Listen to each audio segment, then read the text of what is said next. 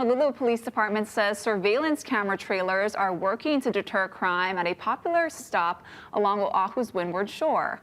Police say no vehicle break-ins have been recorded at the Halona Blowhole, Makapu'u Lighthouse, or Lanai Lookout since the trailers were installed around August 25th. Some of those areas typically see 50 to 80 break-ins a month. The trailers cost $65,000 and are part of a pilot project. They can also make audible announcements to warn people about tsunamis and other emergencies.